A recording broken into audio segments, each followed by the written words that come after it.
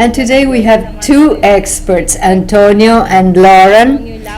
I'm sure this is going to be a very, very interesting dialogue. So welcome to you all. On behalf of ICOM Costa Rica, I am Eunice Baez, President of ICOM Costa Rica. So today's topic is Introduction to Virtual Exhibitions. Thank you, Eunice, President of ICOM Costa Rica. As she said, in ICOM Costa Rica, we requested funds and we were awarded the Solidarity Funds of ICOM, the International Council of Museums. The funds are meant to help during COVID pandemic.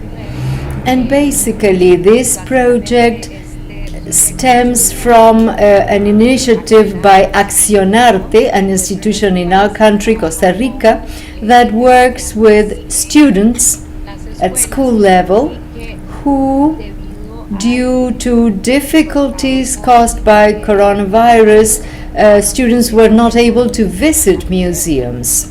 So this visit of students was not possible, and that is why we thought of a project called Museums to Go.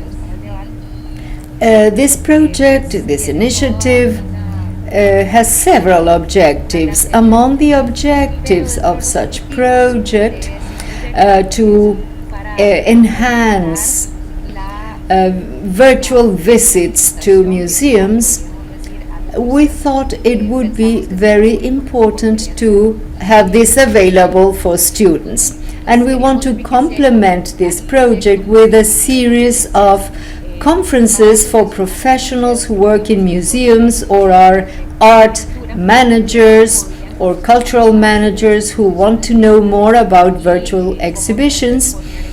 And this will allow you to build your capacity through virtual experiences.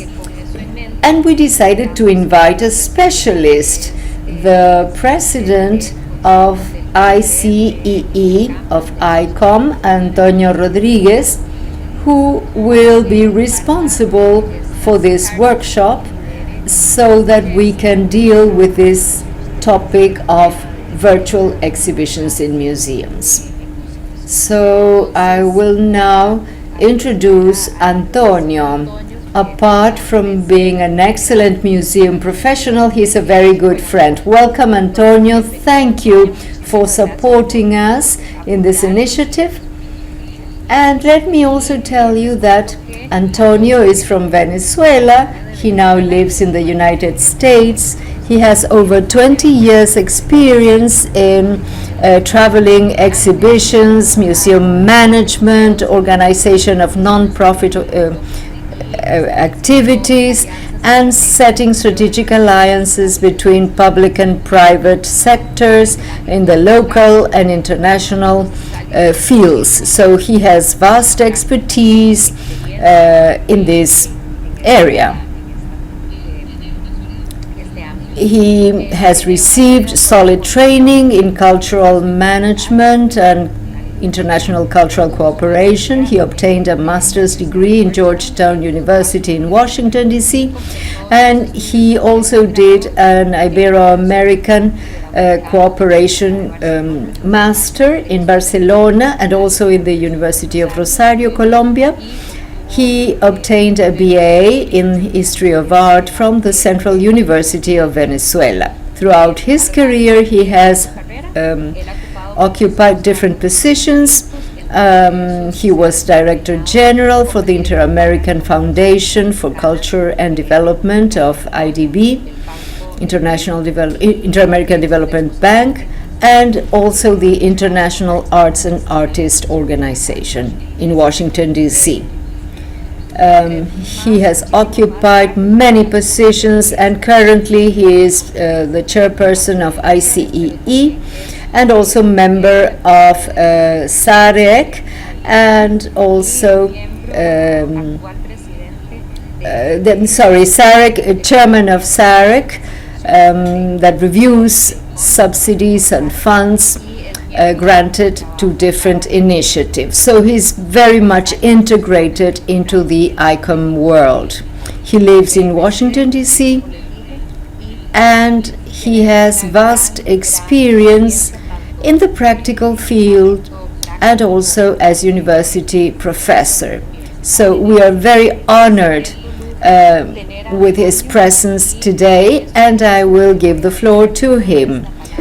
But before doing so, I would like to ask you to write your names, city, and country you are from, so that we keep a register of all participants. And at the end of the workshop, you will get a certificate. This cycle will include 3 sessions, 3 different sessions.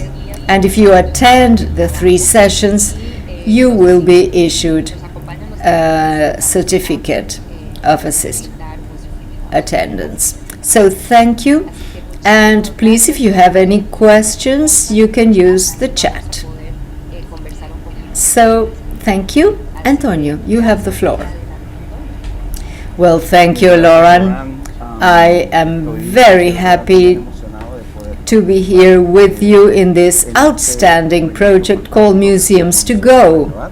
It is a great opportunity for me to be in touch once again with my region and the realities of museums in Latin America, and to share the experience of our committee, which is the International Committee for the Exchange of Exhibitions, ICEE, and also to share my personal experience as I was involved in the organization of exhibitions for many years and other aspects relative to ICOM. Next, please. So today we are going to proceed as follows. Today we'll do reflection. We'll reflect on the changes that are taking place in museums, the changes in the environment where museums work. We'll talk also about digitization processes, technology in a broader sense. We want to reflect on these issues to provide a framework that will allow us to understand how virtual exhibitions and digitization processes make sense, are feasible within our own realities, museums in Latin America and in other parts of the world as well. That's going to be day 1 today. Tomorrow will be a little bit more technical. We'll talk about virtual exhibitions, components, the technical aspects, tools, platforms. We will mention experiences as to how some museums have been able to achieve experience through trial and error in this virtual process, in this process of providing content and digital access to that content. On the 3rd day, we will use the exchanges of the first 2 days for an open discussion where we take into account where we stand as a region, the specific needs of museums, and above all, how to move forward. That is to say, what opportunities are available for us, museums, to conquer or consolidate or simply understand the process of digitization to create virtual exhibitions. Next, please. So today, as it is the first day, I will make a very brief presentation on ICOM, ICEE, which is my committee. Then we'll talk about where we stand. We'll look at the current situation of museums. Then we'll talk about the impact of the pandemic in the operational environment of museums. We'll talk about opportunities and challenges of digitization, and we'll look into the future. So this is going to be our framework for day 1. I hope it is useful and will help us really understand where we stand and which are the processes or experiences that can help us initiate this digitization process in our museums. Next, please. Very briefly then, I will explain that ICOM, ICEE, exchanges knowledge and experience around exhibitions. Our activities always focus on annual meetings, professional development activities. We have webinars with the purpose of creating opportunities to set alliances and networks across members. So ICEE has a mission and a vision as well as strategic objectives. And this, what we are doing today is precisely one of our strategic objectives, to facilitate a multicultural, multidisciplinary forum to discuss relevant issues relative to the exchange of exhibitions. All right, let's look at where we stand now, after a year and a half or a little bit more with the pandemic. So where do we stand? Let's look at this situation. So, as we all know, the crisis generated by COVID still affects museums. As we also know, many museums have reopened or are close to doing so. Some are more strict in terms of controls. But this is the reality we are living now on a daily basis. Here in the US, in some cities, as from this coming weekend, we will have a new set of restrictions relative to the number of visitors allowed in museums. In this sphere, museums have been working very hard to maintain a relevant offer that can be carried out with a reduced budget, something that is accessible to public that is different from the public we had prior to the pandemic. This new public is more used to digital activities, to accessing virtual contents through networks. And due to the complexity, traveling exhibitions, which is what my committee works on, and these exchanges have been postponed or reduced or rethought. Next. So here, over the 3 days, I will share some ideas for you to take as food for thought.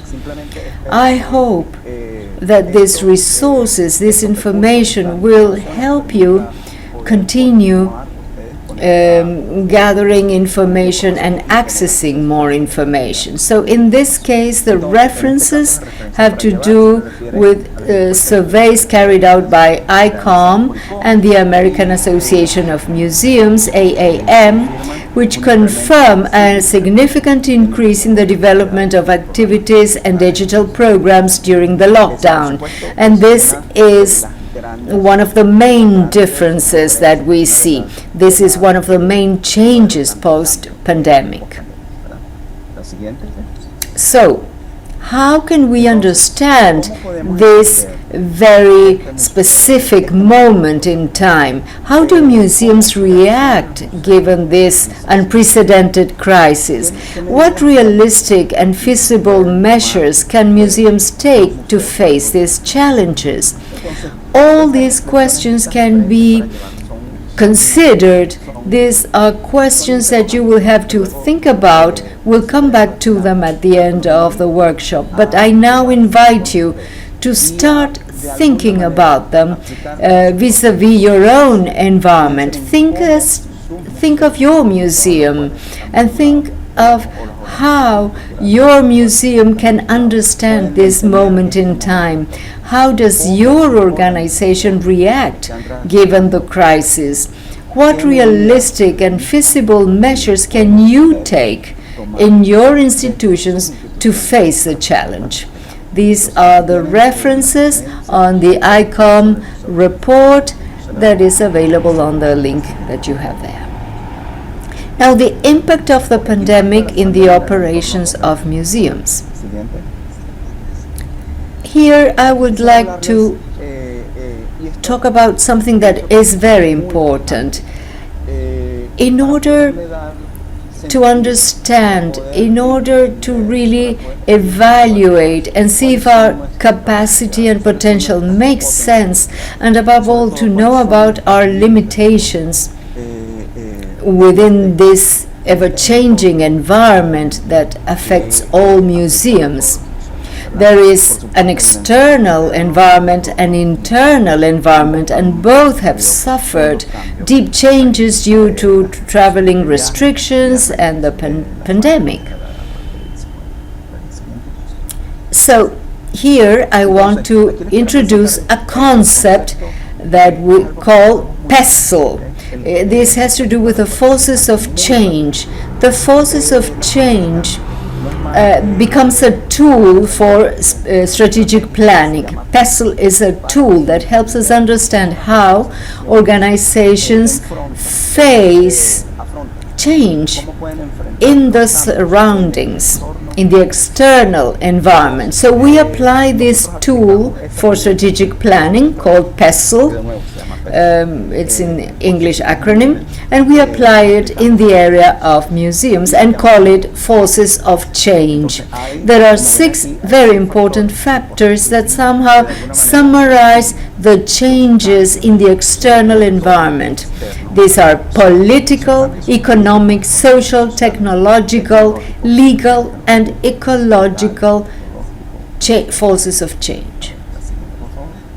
Here you will see a very brief description of each change. The political changes refers to the political environment. The economic forces refers to the drastic reduction in museum budget and reduction of supports, contributions, donations, etc. Social changes, this is very significant, this is very relevant, I would say essential. We need to understand it if we want to understand the process. This has to do with demographic changes, immigration, fight and struggles for social justice and equity. Technological changes, which is what we are most worried about, may have a positive impact in museums because it includes digital communication, interactivity, virtual reality, artificial intelligence, global access to collections and contents.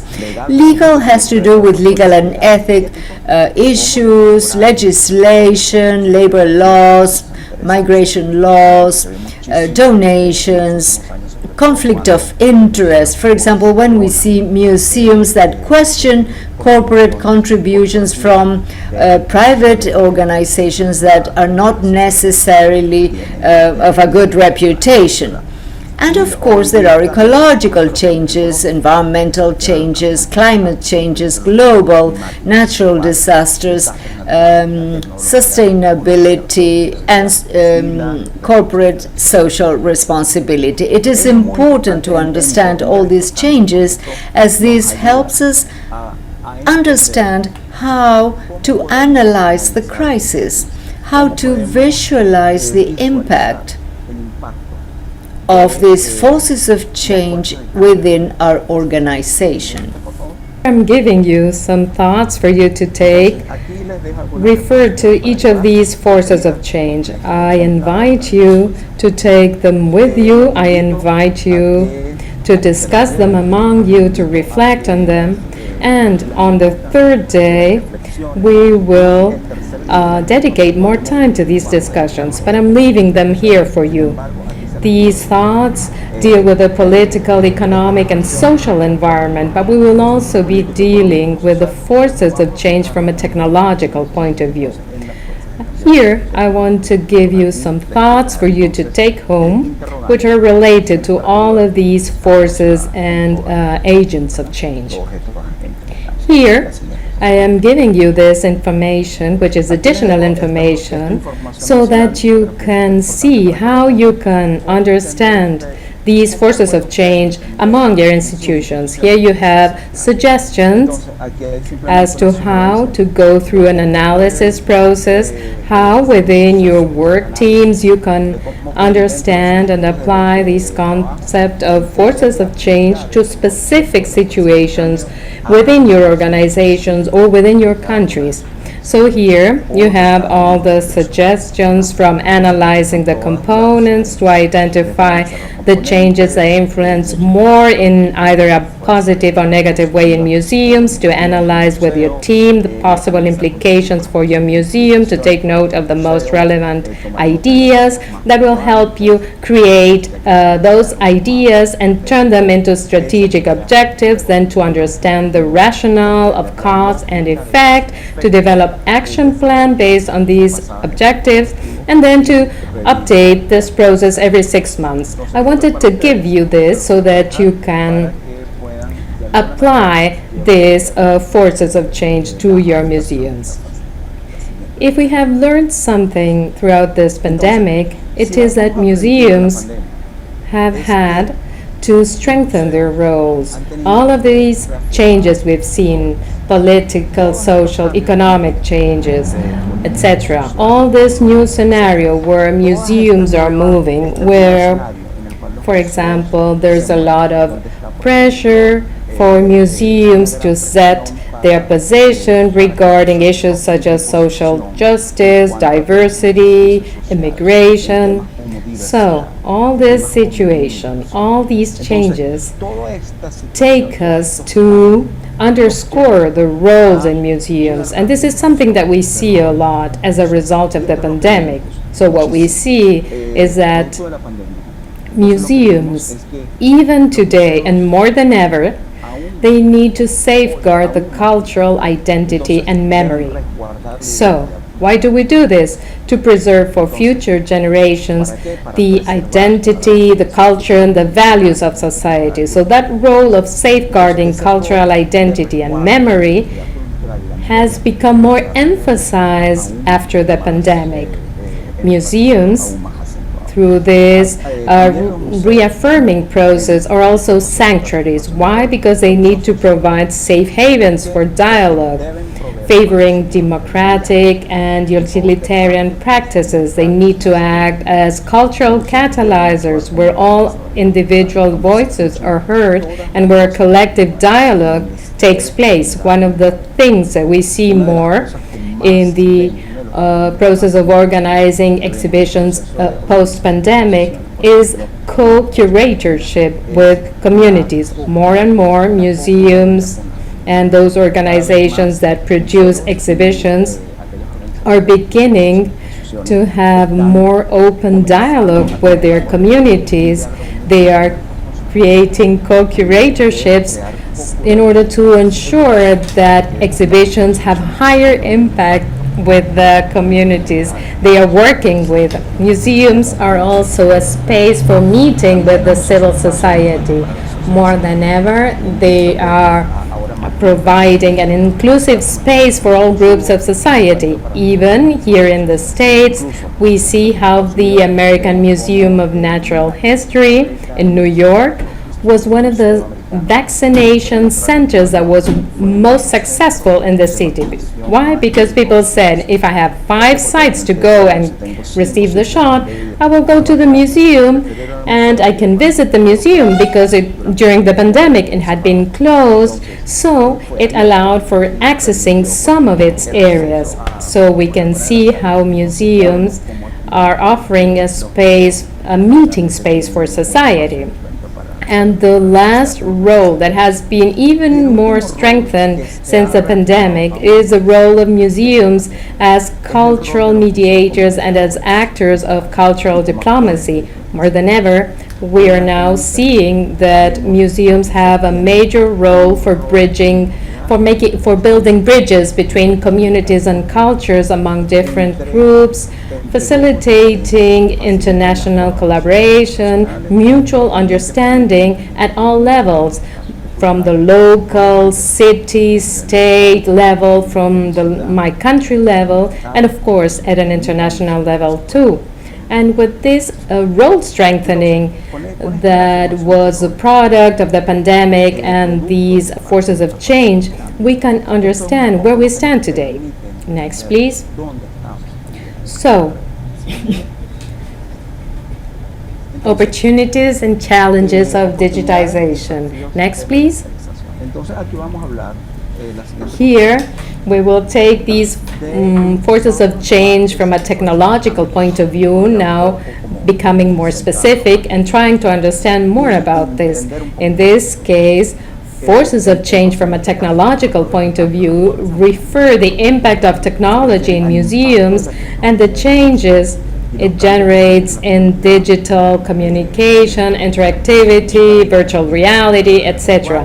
One of the most relevant things here is how to provide digital access to collections and to the content of exhibitions. So this allows me first to introduce this overall scenario and then to get in more detail in technology issues.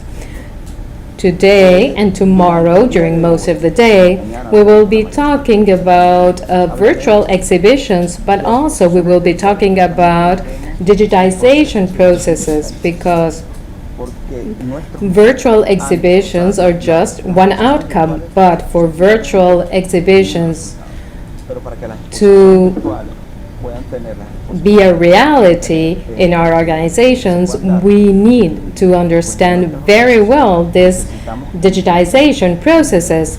What can my museum achieve and what cannot be achieved by my museum? What are the constraints? What are the tools that we have? What are the tools we have available that will allow us in a feasible and real way to begin with these digitization processes? I am apologizing to our interpreters because I'm really talking very fast. This is something that's so common to us people from Venezuela, so I will try to slow down if I can. Next one, please. So, just take a look at this slide. When we talk about the opportunities and challenges of digitization in museums, we have four major components.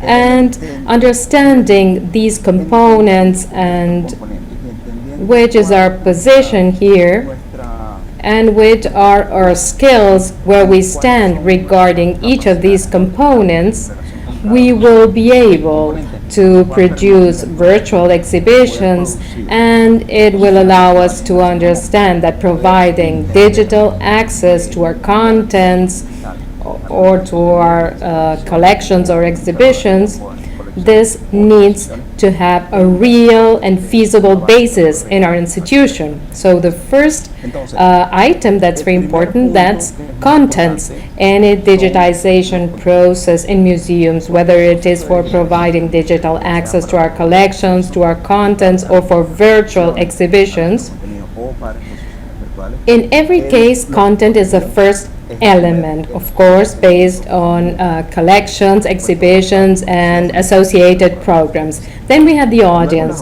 which refers to the needs and motivations of our visitors. Here, we have three types of audiences.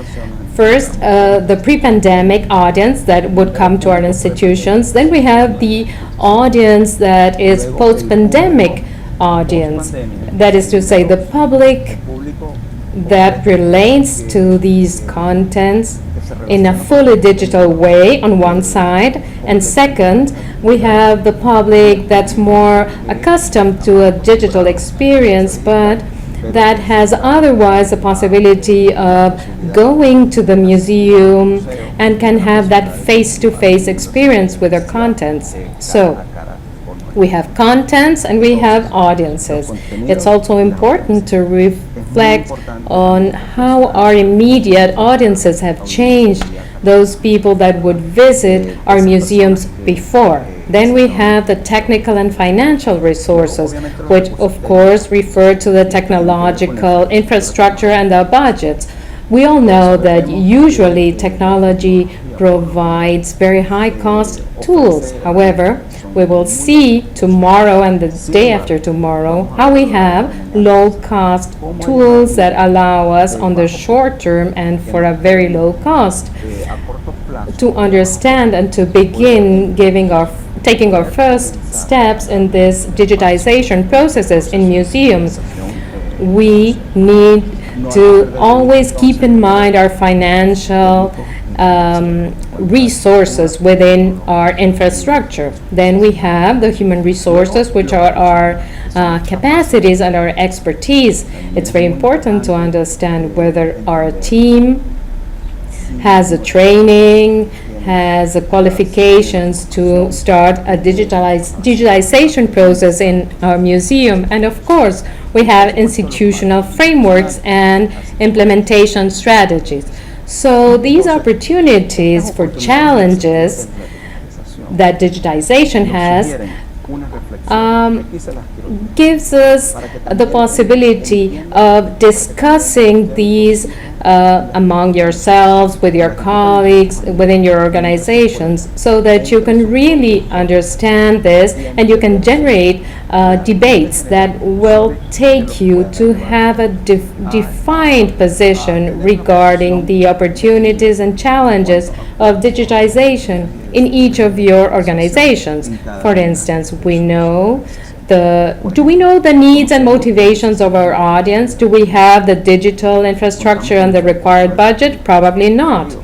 Which is the minimum digital infrastructure and the budget that we need? Do we do this in-house or do we outsource this? Do we outsource it or do we solve everything in-house? Do we have the availability of these professional training that's required? We will see that there are many possibilities, courses, MOOCs, and digital courses that will be very helpful along this way. How can we define a real digitalization strategy that's feasible and that meets the needs of my institution? Because we won't be able to do anything if we plan a great virtual exhibition that will require to recreate 500 objects in 3D if we don't have the capacity to do it. So it's very important to give you these thoughts, this food for thought, and then on the third day we will revisit these. So, next please. The challenges are many, and I'm presenting the most relevant ones. And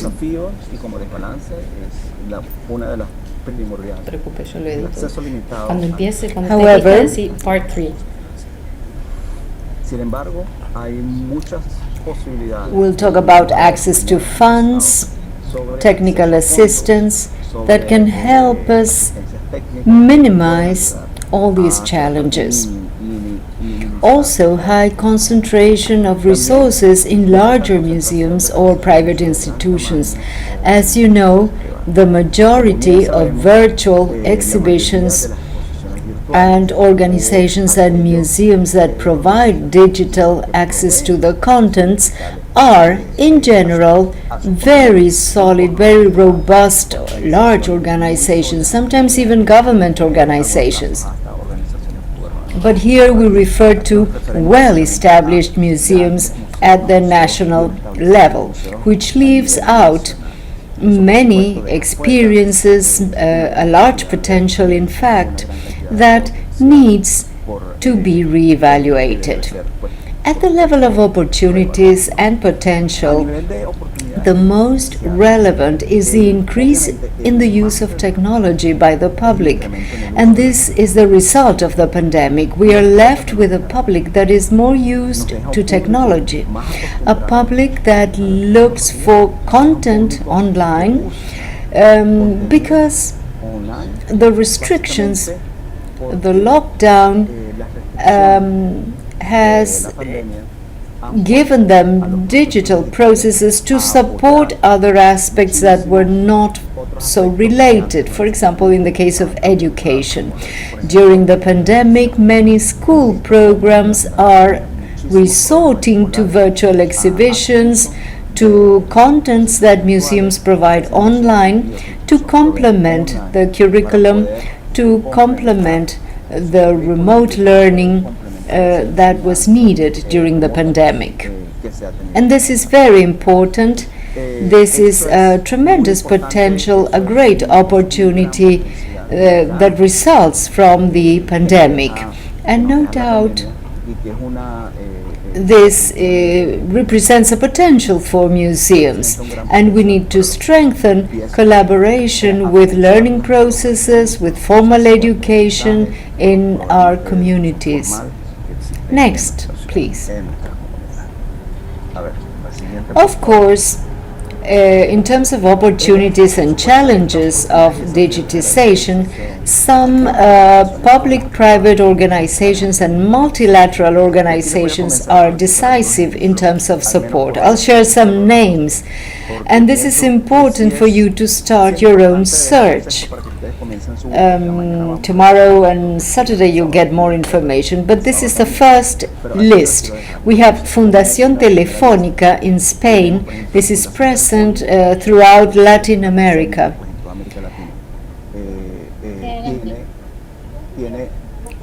Fundación Telefónica has good programs, a very interesting experience. Also, Fundación Cultural La Caixa from Spain, that also collaborates with many museums in Latin America. From the viewpoint of Ibero-American areas, we have Acción Cultural Española, that even has support programs for certain countries in the Ibero-American area, and this is in the field of museums and digitization.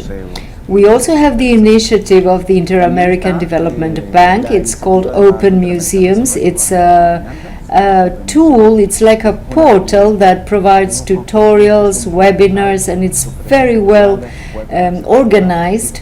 This is part of the experiences and resources provided by public, private, and multilateral organizations. Tomorrow we'll look into some of the specific examples.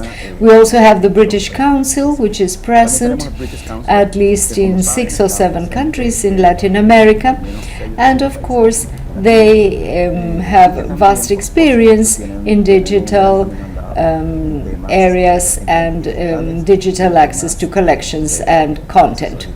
And tomorrow, in this decisive role, we have museums that have a solid technical infrastructure with expertise and skilled professionals. Why do we mention these museums?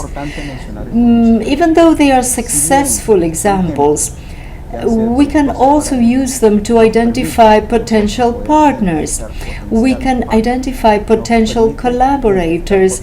At least by identifying them, we can start this kind of dialogue or exchange of experiences based on their previous experience. Next. So, this is where we are heading to. La siguiente es hacia dónde vamos. Siguiente, por favor. Entonces, this one, yes. No, sí. So, in this, with this slide, I want to just one second. I want to talk about trends. What do we see from the ICOM perspective, from ICEE perspective, from ICOM US? What do we see? What are the trends? Where are we headed? What we see today is something very interesting because many changes are taking place. In terms of trends, exhibitions have less participation of communities, less social content compared to the past, and this is very evident. And this response, as we saw in the previous slides, it responds to changes in the social environment. If there are such marked and robust changes that were exacerbated during the pandemic, this is the result. We see that there are exhibitions with more social content, with more participation of the community. We also see that financial resources are very limited or more limited than they were before because the pandemic affected institutions at all levels. And the generation of exhibitions or the creation of new exhibitions is affected. So there are much more limited financial resources and there are reduced teams.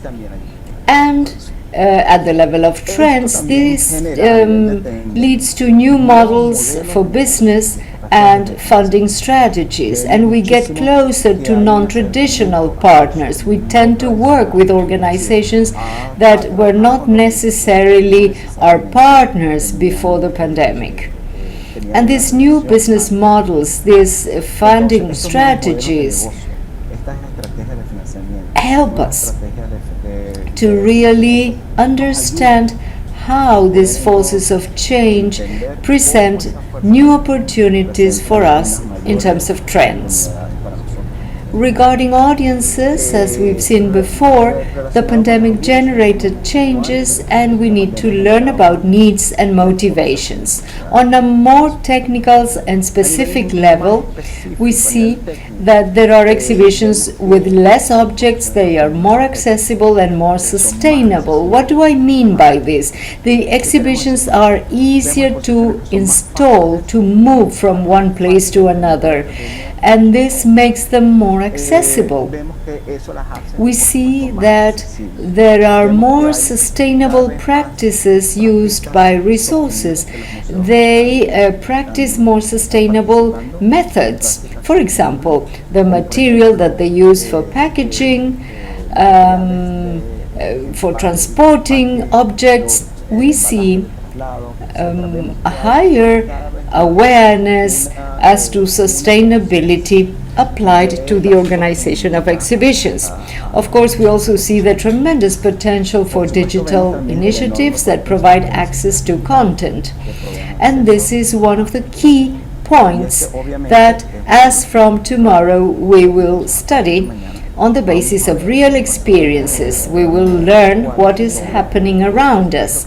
We have the experience of large museums, small museums, community museums, and national museums. But in all cases, what is very important for us to understand as a trend is the potential for digital initiatives. And I would like to stop here for a while and invite you to think about all these things and taking risks. There is an initiative in the US that is called Taking Risks. And this has to do with a way of thinking outside the box, thinking outside our traditional constraints, outside of a box. This tremendous potential for these digital initiatives is here for us. It's a trend.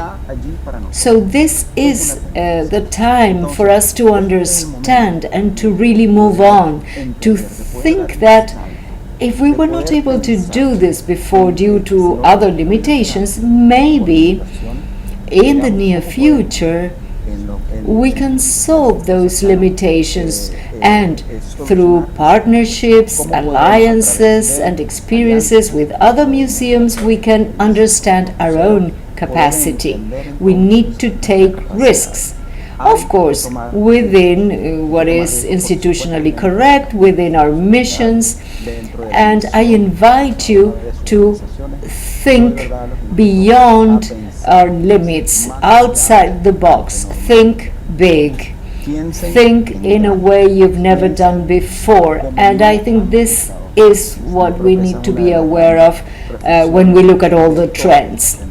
Here we have some trends that 3-4 years ago I would have never imagined that would take such a stronghold. For example, exhibitions with more social content.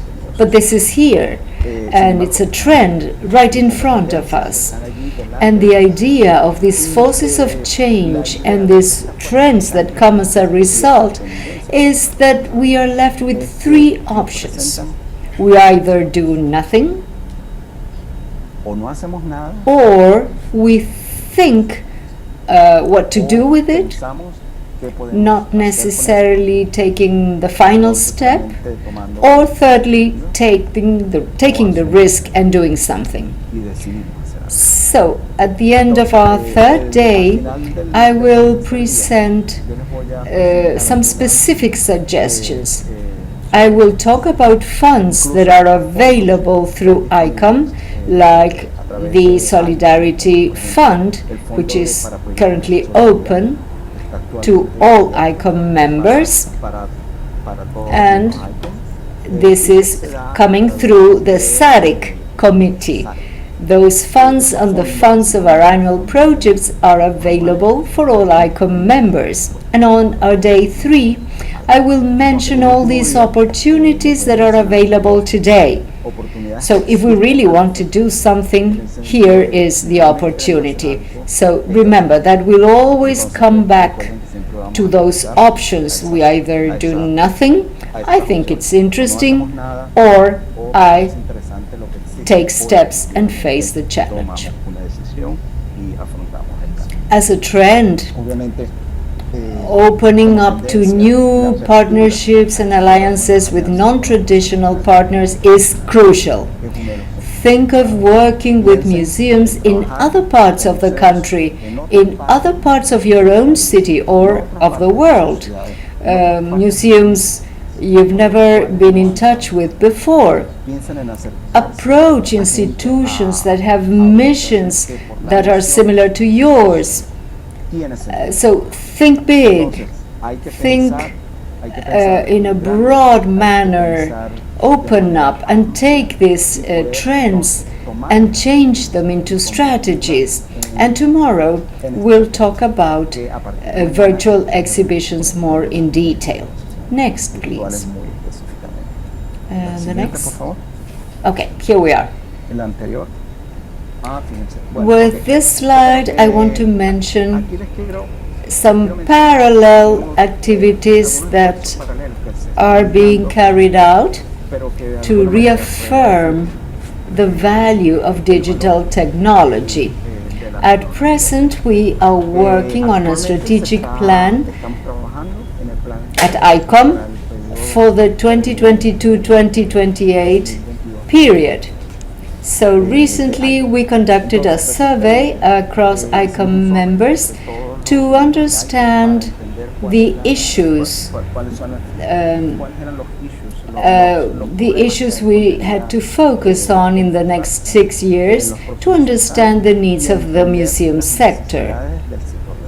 So, among the needs of the museum sector and the strategies, we find digital technology.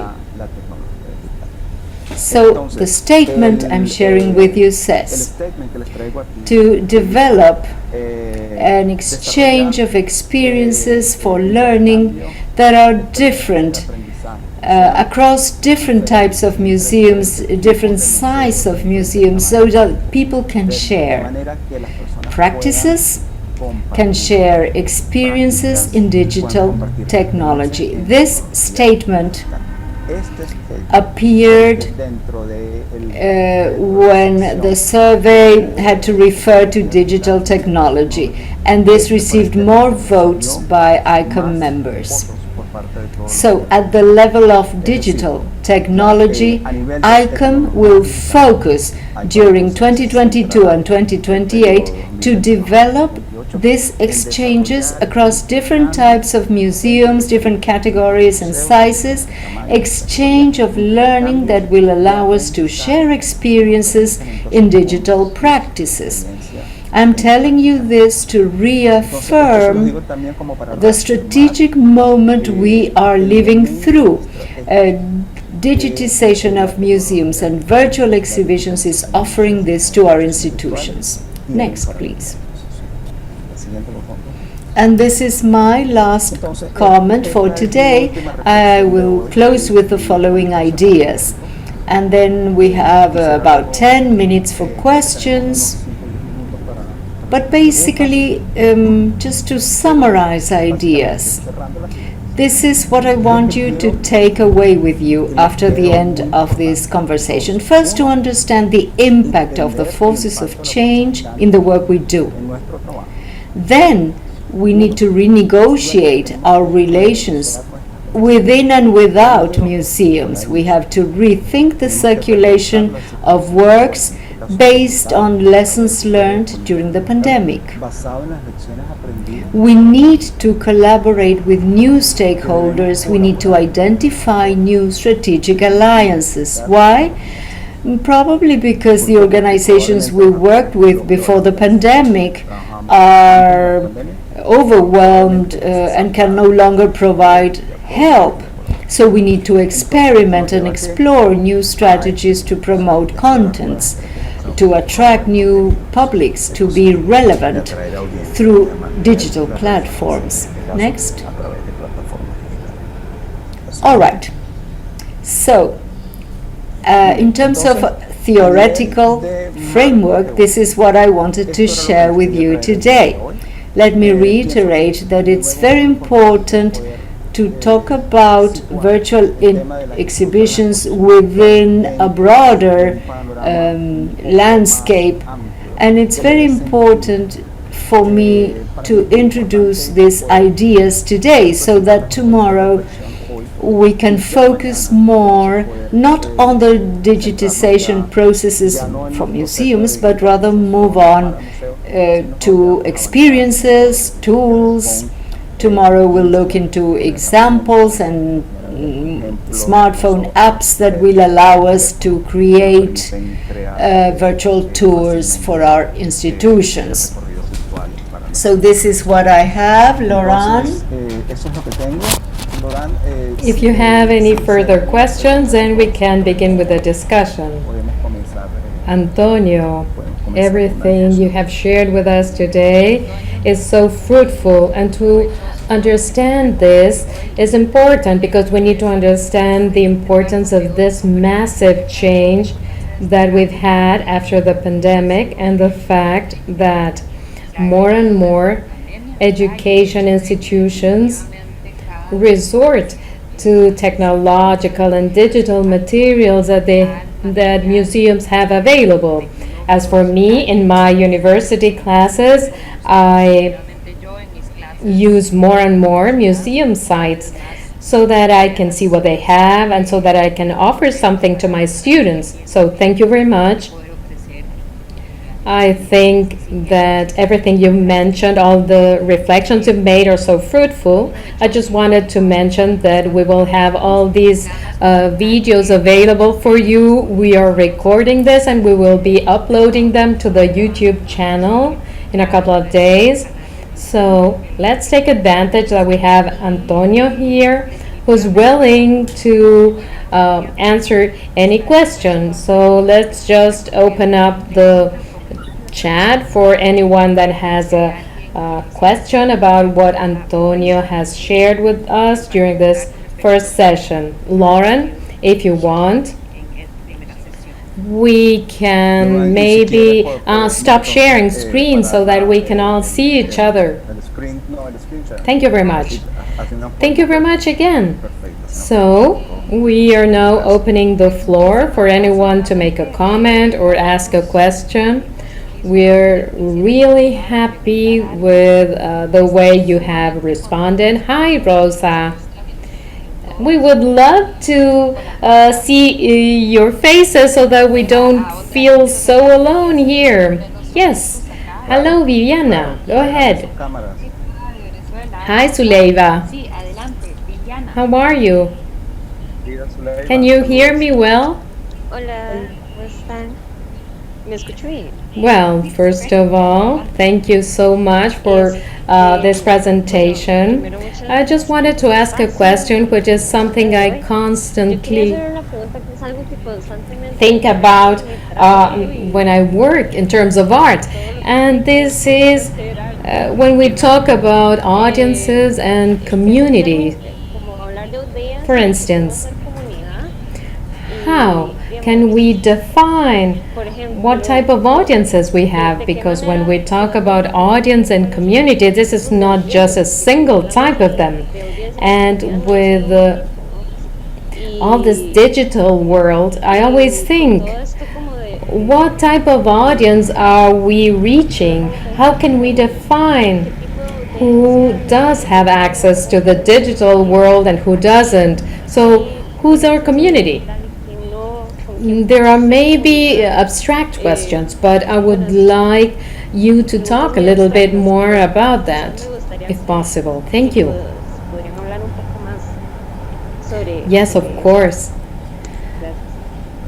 This is a very relevant Sí, question por supuesto. because understanding audiences is an ongoing process. It's a process that never stops because audiences keep changing all the Que time. nunca para. Not just due to the social changes that we saw before, but No solo por there are also new groups present in communities, or there are groups within our different public that has more digital access, as we've seen during the pandemic. So it's very important to be able to keep that ongoing assessment and keep on reflecting as to who's our audience and how we can identify our audiences from school groups that come to our institutions, or groups that maybe access our contents to support their curricula, maybe senior visitors, etc. So first of all, you need to take a look at your community and see how it is made up, not just from the point of view of visitors, but from a demographic point of view as well. Who's your public? Who is visiting your museums? Who's not visiting your museum, and maybe that should be visiting your museum. So first of all, it's important to think about your museum, as we saw before, in one of those roles as a space, as a meeting point for the community. So what's your community like? How is it set up? How is it created? Who are you aiming at with your programs? Are your programs aimed at schools or at any kind of audiences? Thank you so much. This is something that's so relevant that I had not thought of, which is to have this ongoing process and the process for analyzing data. Yes, because audiences are ever changing, right? Yes, and those changes are more underscored during the pandemic, of course. I think we have Rosa. Thank you very much, Rosa Mata. This is something I've been thinking about for a long time. Maybe it's quite an overall comment, but institutions that are dealing with education sciences, pedagogy, how can we contribute with something different? What's missing in our disciplines, in all those needs that have come up? So what do we need to do in our curricula, especially in teaching and in pedagogy? This is something that I'm bringing here so that we can see what can be done from that perspective. That's a very strong concern that I have and that I feel I need to share with you. Thank you, Rosa, for your question. It's a very valid question. especially due to the role of educating institutions. Based on my experience and my knowledge of training programs for museums and for museology, I think that the world has changed so much in the past 2 years, and it will continue to change for the next 3 or 4 years. We will never go back to the pre-pandemic world we used to have.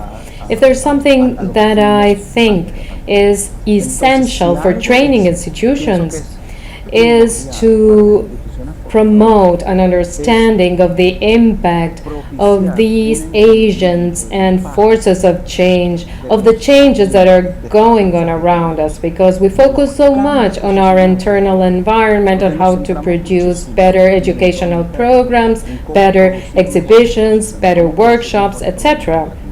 And for that, we train curators, museum educators, department chiefs, etc. But we don't devote so much time to strategic planning.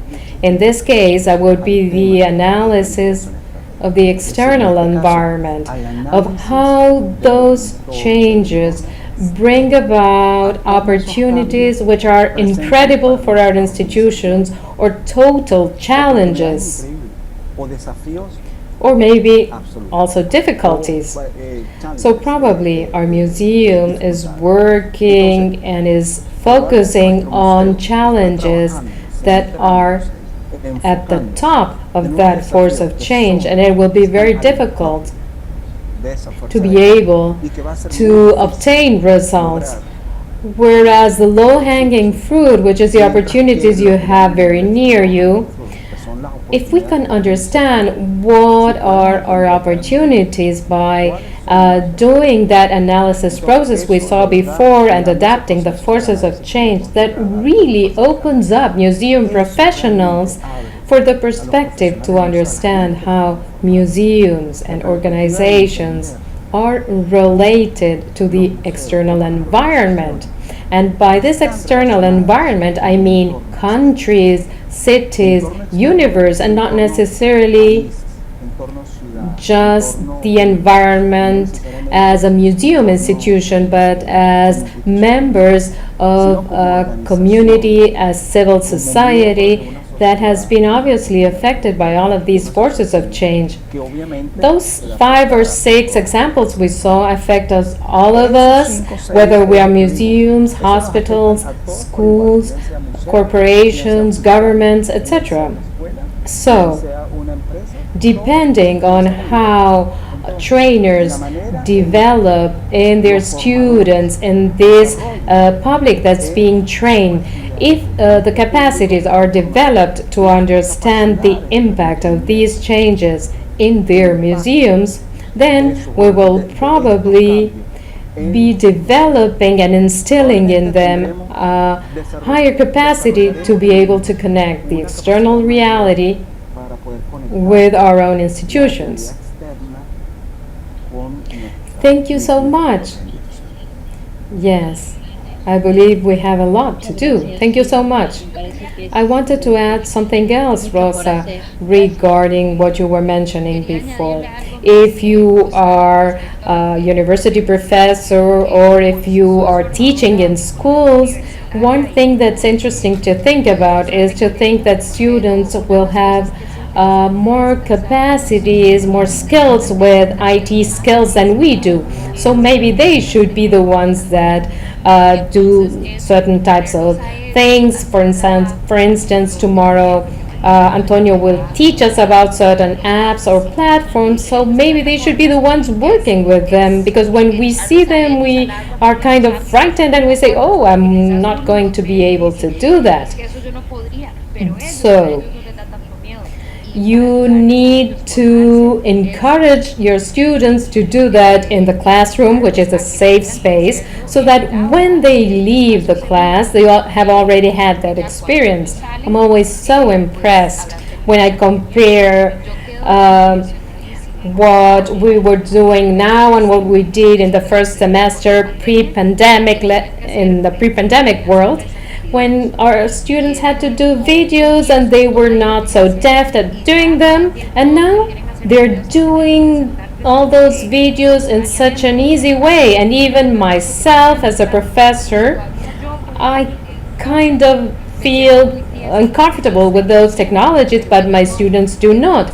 So our students always are less fearful than we are, so we should let them move on, even though we kind of go at a slower pace, and they can just fly at great speeds with everything that's available. What Lauren has said is really true, and it's very important. Just remember that when we saw that our public during the pandemic is a more digitally savvy world, and that public includes us too. It includes the user, but it also includes us all, because we are all doing things we didn't do before.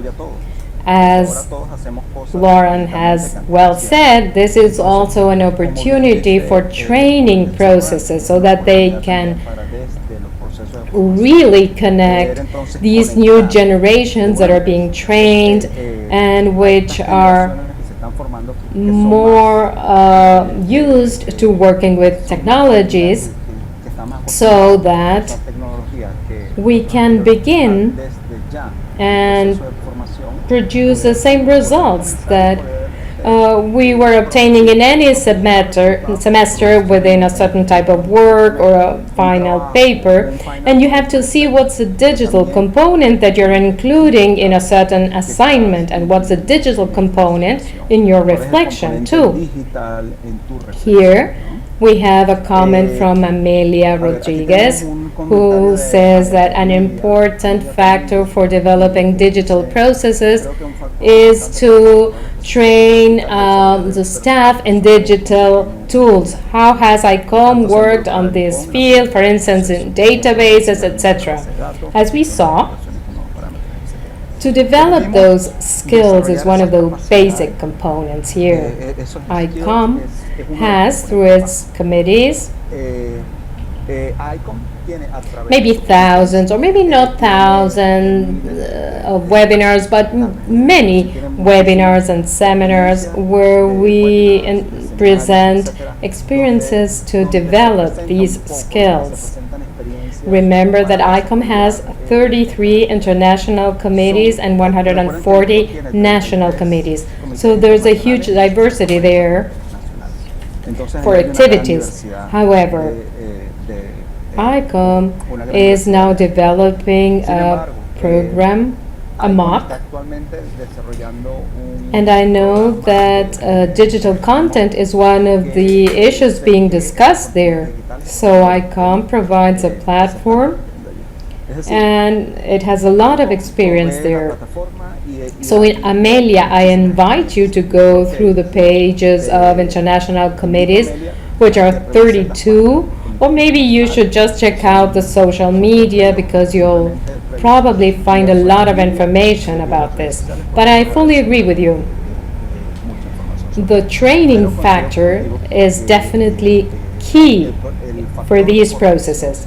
I think we still have a chance for a couple of questions more. We're already past the time. But also remember that we will meet again tomorrow and the day after tomorrow. So if you have any comments or questions, we invite you to continue with this dialogue that we have. Informality is also part of what we want to have here. We want you to feel comfortable for asking any questions you might have. If there's any other question, if there are no further questions, then we will meet tomorrow at the same time. I just wanted to remind you that if you want to receive a certificate for this, you need to participate all 3 days, and you need to register. So if you haven't done so yet, please, whenever you log in, you need to write down your name so that we can record your assistance. Yes.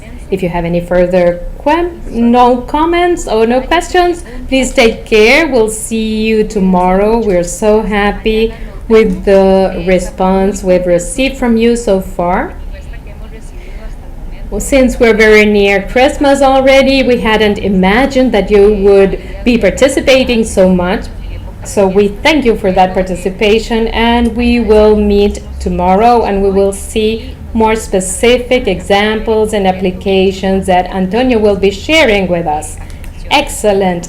So thank you very much to you and see you tomorrow. Thank you very much. Muchísimas gracias a See you todos. tomorrow. Hasta Bye mañana. bye. Muchas gracias. Hasta mañana.